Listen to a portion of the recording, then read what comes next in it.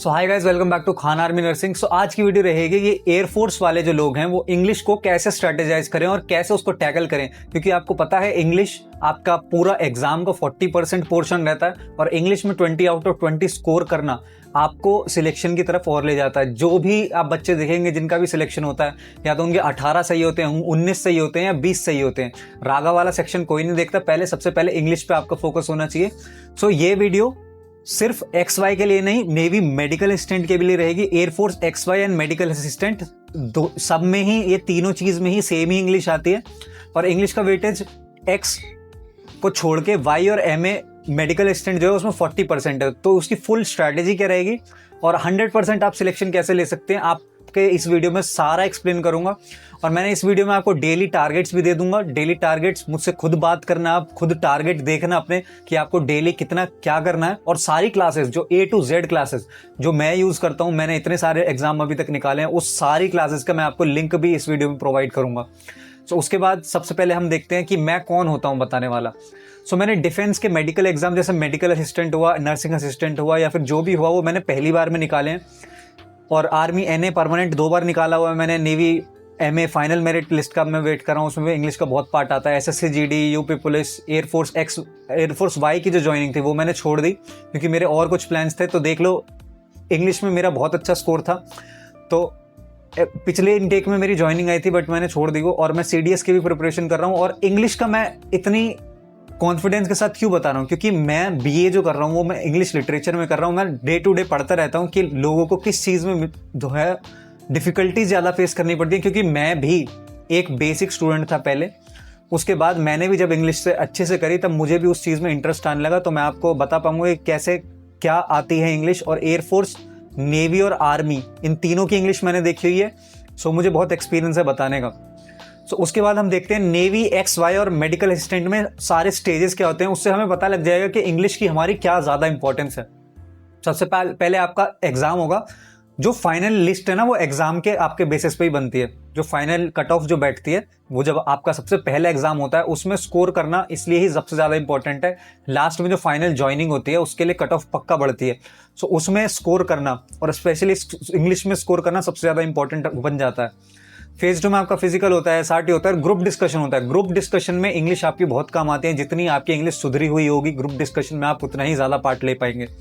तो उसके बाद देख लेते हैं एग्जाम पैटर्न क्या रहता है। इंग्लिश कौन कौन से किस किस चीज़ में, कौन कौन से जो ट्रेड हैं उनमें कितनी कितनी आती है। सबसे पहले साइंस सब्जेक्ट्स, सबसे पहले साइंस सब्जेक्ट का देख लेते हैं। साइंस सब्जेक्ट, इसमें क्या लिखा हुआ है, ये जो है ये ऑफिशियल नोटिफिकेशन है, इसको एक बार साइड रखते हैं एंड मैं आपको पूरा एक्सप्लेन कर देता हूँ अलग से। जो मैंने लिख रखा है इजीली एक्सप्लेन हो जाएगा आपको। सो पहले हम X ग्रुप का देख लेते हैं। X ग्रुप जो होता है वो टेक्निकल ग्रुप होता है, उसमें 60 मिनट दिए जाते हैं आपको और 20 क्वेश्चन इसमें इंग्लिश के आते हैं, 25 इसमें मैथ के आते हैं और 25 इसमें फिजिक्स के आते हैं। सो इंग्लिश में इसका वेटेज कितना बैठता है? इंग्लिश में इसका वेटेज बैठता है 30%। 30% वेटेज बहुत मायने रखता है इंग्लिश में, क्योंकि फिजिक्स में अटपटे क्वेश्चन देते हैं, मैथ में भी क्वेश्चन आपका रॉन्ग होने का बहुत ज्यादा चांसेस रहता है, बट इंग्लिश में आप 20 आउट ऑफ 20 आराम से स्कोर कर सकते हो अपना। सो इंग्लिश में स्कोर बढ़ाना, इंग्लिश की वजह से ही आपको सिलेक्शन होता है। सो Y ग्रुप और मेडिकल असिस्टेंट का भी देख लेते हैं। दोनों का ही सिलेबस यहाँ पे सेम है।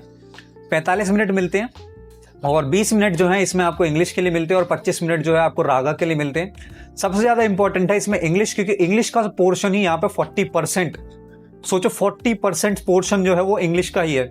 जिस चीज में आप 20 में से 20 ला सकते हैं, फुल में से फुल ला सकते हैं, उसका ही पोर्शन यहाँ पे 40% है। बाकी आपका रागा आ जाता है, रागा में आपका मैथ आ जाता है, रीजनिंग आ जाता है और GK आ जाता है। उसमें देखो मैथ में करने क्वेश्चन बहुत हार्ड है, रीजनिंग में भी गलत हो जाते हैं और GK में तो अटपटे क्वेश्चन इधर उधर से पूछ लेता है। तो इंग्लिश इसमें सबसे ज्यादा इंपॉर्टेंट रोल प्ले करती है। सो अब मैं आपको इंग्लिश का इंपॉर्टेंस समझा देता हूँ।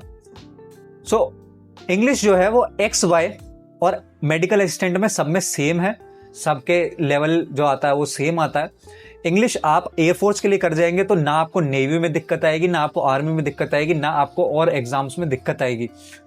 इंग्लिश जो है X ग्रुप में 29% है या 30% आप मान सकते हैं। और Y ग्रुप में इंग्लिश कितनी है? 40%। भाई 40% बहुत ज़्यादा वेटेज होता है। इंग्लिश में फार्मूला कुछ नहीं होते हैं, बस लॉजिक लगाना होता है, आपको प्रैक्टिस करनी होती है, उस हिसाब से ही इंग्लिश आती है। कोई ये नहीं है कि आपको मैथ में फार्मूला रटने पड़ रहे हैं या फिर फिजिक्स के थ्योरी रटनी पड़ रही है। जो इंग्लिश होता है उसमें प्योर लॉजिक काम करता है। प्रैक्टिस बेस्ड स्कोरिंग होती है, प्रैक्टिस जितनी करोगे उतनी ज़्यादा आपके इसमें मार्क्स आएंगे। और इंग्लिश में बहुत आसान होता है आपके 20 आउट ऑफ 20 लाना है। इस पॉइंट को मैं बार बार बोल रहा हूँ, क्योंकि जितने भी आप टॉपर्स देखेंगे, जितने भी आप सिलेक्शन हुए लोग देखेंगे जो मेरे साथ के भी ट्रेनिंग पे गए हैं, उनके इंग्लिश में 20 में से या तो 20 सही थे, 19 सही थे, 18 सही थे। इंग्लिश के बिना आप अपना सिलेक्शन नहीं ले सकते हैं। सो इंग्लिश में सबसे ज़्यादा मेन चीज़ क्या होती है? ये 3 चीज़ आती हैं। सबसे पहले आती है ग्रामर, फिर आती है वोकैब, फिर आता है कॉम्प्रिहेंशन मतलब रीडिंग। सो इन तीनों चीज़ों का हम जो सारी स्ट्रैटेजी रहेगी वो हम देखेंगे। सो ये वीडियो थोड़ी लंबी हो सकती है, तो इसको आप 2x में भी देख सकते हो। इसमें मैंने आपको A to Z सारी चीज़ एक्सप्लेन करी है, सारे लिंक दिए हुए हैं, सारी जो वीडियोस हैं, सारे के सारे लेक्चर्स हैं, उसके लिंक दिए हुए हैं। सो सबसे पहले इंग्लिश की स्ट्रैटेजी में सबसे पहले क्या चीज़ आती है? क्या वोकैबलरी, मतलब आपके जो वर्ड्स आते हैं, वर्ड मीनिंग जो आती है वो सबसे ज़्यादा इंपॉर्टेंट होती है, क्योंकि 4 से 5 क्वेश्चन आते हैं उसी चीज़ से। एंड वो अगर आप डेली करते हैं तो उसमें आप 4 से 5 क्वेश्चन जो आते हैं फुल में से फुल कर सकते हैं।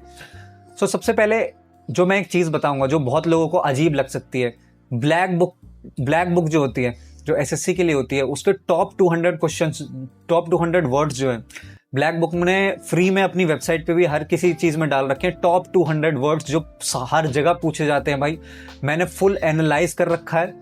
ये ही टॉप 200 वर्ड आपके आर्मी में भी देखे जाएंगे, आपके नेवी में भी देखे जाएंगे, आपके एयरफोर्स में भी देखे जाएंगे। ये टॉप 200 वर्ड सिर्फ SSC में नहीं, हर जगह रिपीट होते हैं। पर आपको ये भी नहीं करना है, मैं जो भी बता रहा हूँ उसका 50% आप कर लेंगे।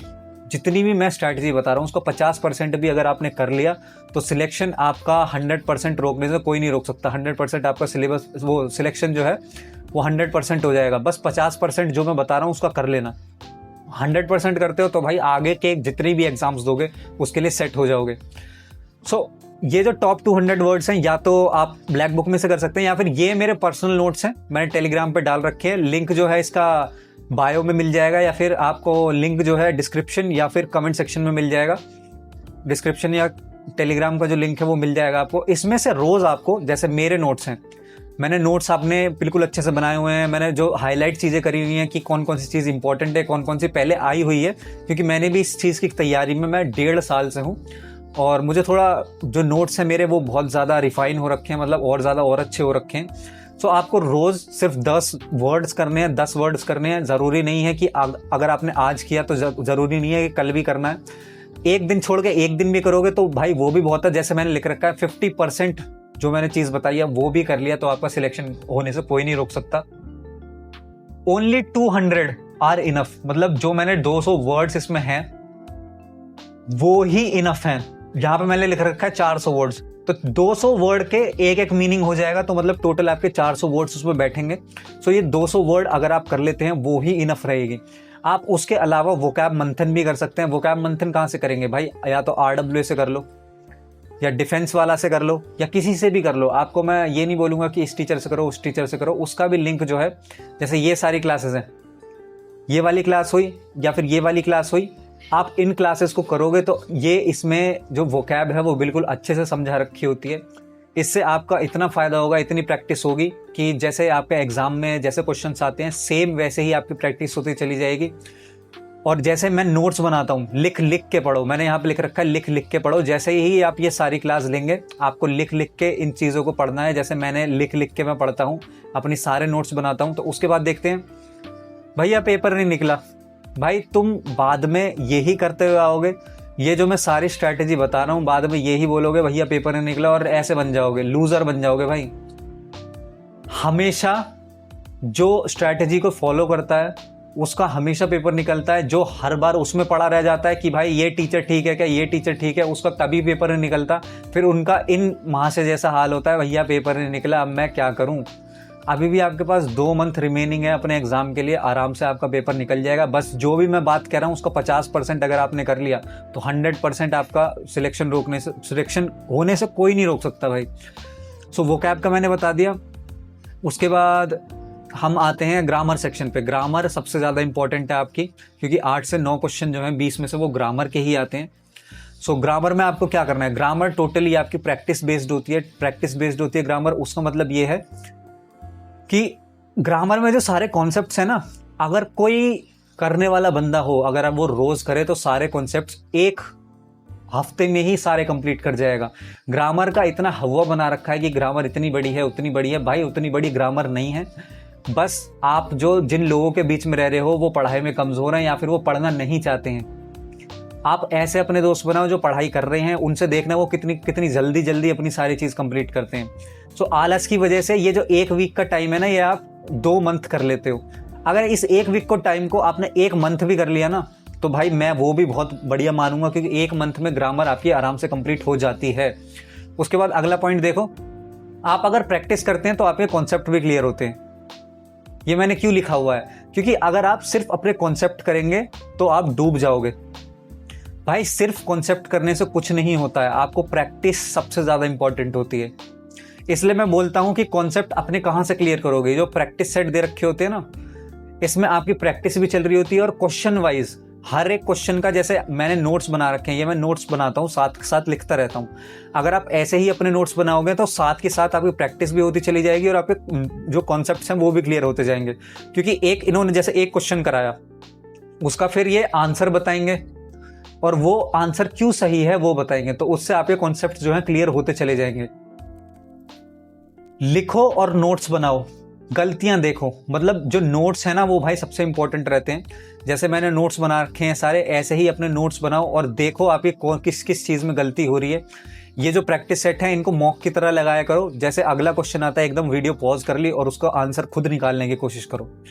सो जो क्वेश्चन जो है आपके गलत जागते हैं उनको लिखो भाई, 100% लिखो। मैं फिर बता रहा हूँ, अगर आपने इसमें से 50% चीजें भी कर ली, जितनी भी क्लासेस दे रहा हूँ इसमें से 50% भी कर ली, तो भाई आपका सिलेक्शन होने से कोई नहीं रोक सकता। ये मैं चीज़ बार बार बोल रहा हूँ। ये मैंने बहुत मुश्किल से सारा चीज़ इकट्ठा करी है, 1 घंटा लग गया इसको सारी चीज़ों को इकट्ठा करने में। तो सारी चीज़ बता रहा हूँ, बिल्कुल क्वालिटी कंटेंट है। गलतियाँ देखो अपनी, उसमें गलतियाँ देखो कौन कौन सी चीज़ गलत हो रही है और फिर उसको वापस वीडियो में जाकर देखो क्या समझा रखा है। सो मैं ये नहीं कहूँगा कि आप RWA से ही करो, RWA से ही करो, ये नहीं कहूँगा। Do from any other teacher, मतलब जो भी टीचर आपको पसंद आता है, सबके प्रैक्टिस सेट जो है वो इतने सारे दे रखे हैं। अदर क्लासेस इक्वली गुड, मतलब जो दूसरे जो सारे वो हैं, दूसरे टीचर्स हैं, जैसे हुआ आपका RS सर हुआ, उनके भी क्लासेस इक्वली गुड हैं। भाई इतनी सारी चीज़ लोगों ने भर रखी हैं कि ये टीचर सही है, वो टीचर सही है। भाई सब ने इक्वली इंपॉर्टेंट करा रखा है, सब ने अच्छी क्लासेस करा रखी हैं, बस कोई एक पकड़ो और उस पर लग जाओ। सो यहाँ पे मैंने नेवी की भी क्लास दे रखी है, अदर क्लासेस इक्वली गुड। मतलब नेवी का जरूरी नहीं है कि नेवी में आ गया तो वो एयरफोर्स में नहीं आएगा। भाई अगर आप अपनी जो एयरफोर्स की क्लासेस हैं वो सारी कंप्लीट कर लेते हैं, ये एयरफोर्स की क्लास आपने सारी कंप्लीट कर ली, तो फिर नेवी की क्लास करना स्टार्ट कर दो। ऐसा नहीं है, जब मैंने अपना पढ़ना स्टार्ट करा था तब मैं ऐसे नहीं देखता था सिर्फ एयरफोर्स वाली क्लास करूंगा। वो भाई बस तुम्हें गुमराह करने की चीज़ है। नेवी का जो सिलेबस है या फिर आर्मी का सिलेबस है वो भी इक्वली इंपॉर्टेंट है, क्योंकि इंग्लिश हर जगह सेम होती है। उसके बाद अगले पॉइंट पे आ जाते हैं, आपका रीडिंग। आपका जैसे मैंने ग्रामर का बता दिया, ग्रामर में आपको क्या करना है। उसके बाद आपका आ गया रीडिंग। रीडिंग में क्या होता है, एक कॉम्प्रिहेंशन आता है, मतलब एक पढ़ने का आता है। एक बहुत सारी लाइन्स लिखी होंगी, फिर उसके नीचे आपको क्वेश्चन दिए होंगे। उन 5 क्वेश्चन दिए होते हैं, 5 मार्क्स का आता है। 5 क्वेश्चन दिए होते हैं, उनका आंसर करना होता है। तो लोगों का ज़्यादातर टाइम जो है रीड करने में ही निकल जाता है। सो भाई वो क्यों होता है तुम्हारा, क्योंकि तुमने आज से पहले रीडिंग की अपनी आदत नहीं डाली है। रीडिंग की अपनी आदत डालो, एक पैसेज जो है वो रोज करो, किसी भी क्लास से कर लो, जैसे RWA से हुआ या फिर किसी से भी हुआ, किसी से भी कर लो। मैं ये रिकमेंड नहीं करूंगा इससे करो उससे करो, किसी से भी कर लो। अगर आप हफ्ते में 2 भी लगा लेते हैं रीडिंग कॉम्प्रिहेंशन, तो देखना वहां पे भाई धर्राटे काट दोगे तुम। वहां पे इतनी अच्छी तुम्हारी स्पीड आएगी कि तुम बीच में कहीं रुकोगे ही नहीं। और स्टार्ट रीडिंग, मोस्ट इंपॉर्टेंट, सबसे ज़्यादा इंपॉर्टेंट क्या है, अपना रीडिंग जो है वो स्टार्ट कर दो, अभी से ही स्टार्ट कर दो। क्लासेस जो है वो लेना स्टार्ट कर दो और कुछ भी पढ़ो। अगर आपके वो क्लासेस खत्म हो जाती हैं तो कुछ भी पढ़ना स्टार्ट कर दो। जैसे मैं बुक्स, कोई भी बुक पढ़ना स्टार्ट कर दो, या फिर अपने जो न्यूज़ आती है वो पढ़ना स्टार्ट कर दो। अगर आपको ये भी नहीं करना है तो मैं फिर बोल रहा हूँ 50% जो बता रहा हूँ बस उसका वो ही कर लेना, जो मैंने पहला पॉइंट दे रखा है कि एक पैसेज रोज अगर आपने कर लिया या फिर 2 दिन में एक भी बार कर लिया तो वो भी बहुत है। 50% वाली चीज़ ध्यान रखना कि अगर आपने इसमें से 50% चीज़ें भी कर ली जो मैं बता रहा हूँ, आपका सिलेबस कंप्लीट होने से और पेपर निकालने से कोई भी नहीं रोक सकता आपको। अब मैं कुछ बोनस टिप्स दूंगा आपको। मैंने ये सारी जो क्लासेस हैं इनका जो लिंक है और जो ये सारे नोट्स का जो लिंक है वो मैं आपको डिस्क्रिप्शन में दे दूंगा। सब कुछ जो है वो डिस्क्रिप्शन में मिल जाएगा, सारी क्लासेस का पूरा सॉर्ट आउट करके मैं वो आराम से आपको दे दूंगा। जो लिंक है इन सारी क्लासेस का मैं दे दूंगा आपको, कमेंट सेक्शन में पूछ लेना, वहाँ पे दे दूंगा। सो कुछ बोनस टिप्स मैं बताता हूँ, बोनस टिप्स जो आपको फॉलो करनी है अपनी स्ट्रैटेजी के साथ। स्टडी फ्रॉम वेयर, मतलब कहाँ से पढ़ना है आपको। एनी टीचर, कोई भी टीचर से पढ़ लो, सिर्फ जो मैं टीचर बता रहा हूँ उससे पढ़ना ज़रूरी नहीं है। बस आपको सिलेबस अपना कंप्लीट करना है और प्रैक्टिस करनी है। मैं डिस्क्रिप्शन में डाल दूंगा लिंक, या तो उससे पढ़ सकते हो आप, या अगर आपने एग्जामपुर ले रखा है उससे पढ़ सकते हो, डिफेंस वाला से पढ़ सकते हो, RS सर से पढ़ सकते हो। तो भाई किसी से भी पढ़ लो, एनी टीचर। कीड़ा मकोड़ा मत बनो भाई, इस चीज़ पे अपना ज़्यादा वो मत डालो। देखो बहुत बच्चे होते हैं वो ऐसे होते हैं, आपको बुरा मानना है बुरा मानो भाई। जब तुम कीड़े मकोड़े हो अभी भी तुम्हारे कमेंट सेक्शन में यही डाउट आएंगे कि भाई मैं ROWA से पढ़ूँ, CDA से पढ़ूँ, RS सर से पढ़ूँ या एग्जामपुर से पढ़ूँ। भाई सब ने इक्वली गुड कंटेंट डाल रखा है। तुम्हें पढ़ना नहीं है तो वो सीधा सीधा बता दो, पढ़ना नहीं है तो सीधा सीधा आगे से बताओ ना। तुम बहाने क्यों देते हो? घर में तुम्हारे इतनी सारी परेशानियां हैं, उसके बावजूद तुम इतनी सारी बहाने देते हो कि भाई मैं ये है वो है ये है वो है। तुम्हारे घर वाले ये चीज़ नहीं देखते हैं भाई, वो रोज़ काम पे डेली जाते हैं, तुम्हें पैसे दे रहे हो, प्रोवाइड करवा रहे हैं, वो उन्होंने तो कभी नहीं बोला। तुम्हारे इतनी कन्फ्यूजन आ रही है कि भाई मैं इससे करूँ या उससे करूँ।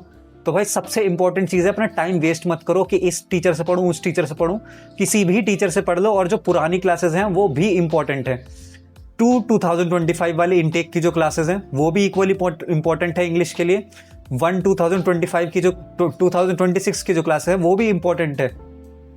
सो अगर आपने ये जो नई वाली क्लासेस हैं 2026 के लिए ये कंप्लीट कर लेते हैं तो वो वाली क्लासेस करना स्टार्ट कर देना।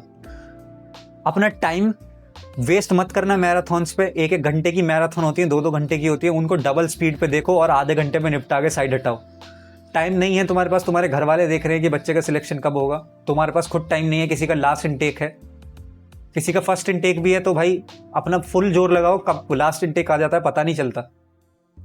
टीचर इज नॉट भगवान, कोई टीचर आपका भगवान नहीं होता है। सबको पैसे मिलते हैं यूट्यूब पे, किसी के पीछे मत लगो कि इस टीचर ने ये बोल दिया इसको, इस टीचर ने ये बोल दिया इसको। अपना काम करो और रपट लो, बस सीधा अपना काम करो, पढ़ाई करो और रपट लो वहाँ से।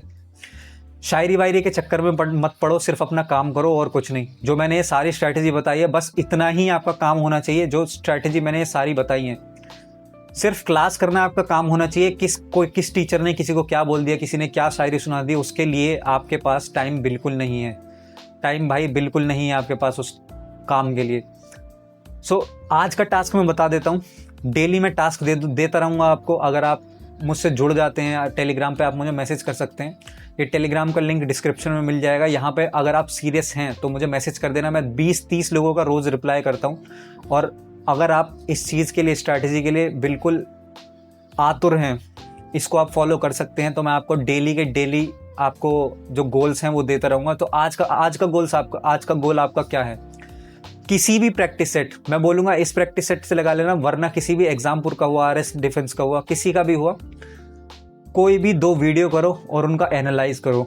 कोई भी 2 प्रैक्टिस सेट करो, उनमें देखो कि आपको कौन सा टॉपिक नहीं आता और उस टॉपिक को लिख के रख लो। जैसे मैं लिख के रखता हूँ, मेरी एक डायरी मैंने बना रखी है, इसमें मैं लिख के रखता हूँ कौन सा टॉपिक मुझे आता है कौन सा नहीं आता, और फिर उसको मैं बाद में क्लियर करता हूँ। सो उस टॉपिक को लिख के रख लो और मुझे पर्सनली DM करोगे ना तो मैं उस टॉपिक की सबसे बेस्ट वीडियो आपको सेंड कर दूंगा। सो इससे ज़्यादा मैं आपके लिए कुछ नहीं कर सकता हूँ। आपको जो मैं बता रहा हूँ, कीड़ा मकोड़ा बनना है तो कीड़ा मकोड़ा बनते रहो। आपको मैंने टास्क भी दे दिया है आज का, बता भी दिया है कि आज आपको क्या करना है। धीरे धीरे स्टार्ट करो। आज सिर्फ 2 क्लास करो और मुझे सेंड करो आपने क्या क्या करा है। मैं आपकी फुल अपनी जो हेल्प है वो करने की कोशिश करूँगा। तो उसके बाद आ जाता है भाई, तुम्हें कुछ जगाने के लिए मैं कुछ बोलना चाहता हूँ। ज़्यादातर बच्चे जो है ये हैं, मच्छर हैं भाई। जहाँ पे भी वीडियो देखी, कोई भी लाइव आ जाता है, कुछ भी बकवास करने लगता है, उसी वीडियो की तरफ वो भाग जाते हैं। अपना पढ़ाई का देखते हैं नहीं, जो पढ़ाई आपकी होनी चाहिए, जो पढ़ाई आपकी होनी चाहिए उसका देखते हैं नहीं बिल्कुल भी। मिडिल क्लास फैमिली से बिलोंग करते हैं, पेरेंट्स जो हैं उनके पास इतना ज़्यादा पैसा नहीं है, खुद के पास जॉब नहीं है, इतनी ज़्यादा एज होती जा रही है, 20 साल के होते जा रहे हैं, 21 साल उम्र होने वाली है, फिर भी टीचर्स के चक्कर में पता नहीं क्यों पढ़ते रहते हैं। मैं तो बोलूँगा भाई कि तुम्हारा दिमाग जो है टीचर्स ने बहुत उछाल रखा है। टीचर्स सिर्फ तुम्हारे लिए इतने होने चाहिए कि तुमने उनसे पढ़ा, उनको थैंक यू बोलो, थैंकफुल होना चाहिए टीचर्स के लिए। बट उनकी जो वो क्लासेस आती हैं जिसमें वो मैराथन करा रहे हैं, जो भी करा रहे हैं, भाई कड़वा सच है बट है। ये कीड़े मकोड़े मत बनो। एक जो मैंने थंबनेल में ये बंदा जो लगा रखा है, आपको अपनी ड्रेस अगर ऐसी चाहिए तो भाई इन टीचर से तुम्हें बचना पड़ेगा। जो भी पढ़ने लिखने वाले स्टूडेंट्स होते हैं, लास्ट में जाके जैसे 1 या 2 साल उनकी पढ़ाई हो जाती है, फिर भी उनसे पेपर नहीं निकलते, लास्ट में वो क्या करते हैं, टीचरों का पीछा छोड़ देते हैं, सिर्फ उनकी क्लास करी और सो गए, पूरे दिन पढ़ा और सो गए। कोई टीचर किससे क्या बकवास कर रहा है उसके कोई उनको वो नहीं है। सो यही थी आज की सारी स्ट्रैटेजी। मैंने आपको पूरा जो आज का टास्क है वो भी बता दिया है। आप टेलीग्राम पर मुझे मैसेज कर देना। टेलीग्राम हमारा ग्रुप है, उस पर मैं आपको सब चीज़ प्रोवाइड कराता रहता हूँ।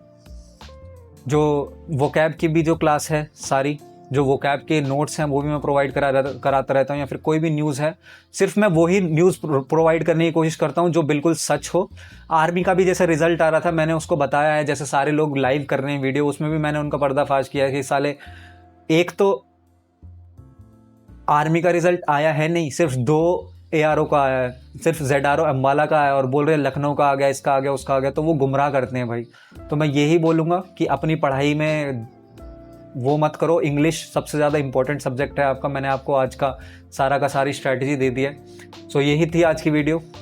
सो कुछ पसंद आया तो कमेंट में लिख देना, एंड कुछ भी आपको डाउट हो कमेंट कर देना। मैं टेलीग्राम पे भी बहुत एक्टिव रहता हूँ। अगर आपको कुछ भी डाउट हो तो you can message me without hesitation, मुझे बिना हेजिटेशन के मैसेज कर देना। मैं वॉइस नोट्स में आपको सारे आपके जो डाउट्स होते हैं वो क्लियर करने की कोशिश करता हूँ। So that was it for today. Thank you so much for watching. Good bye.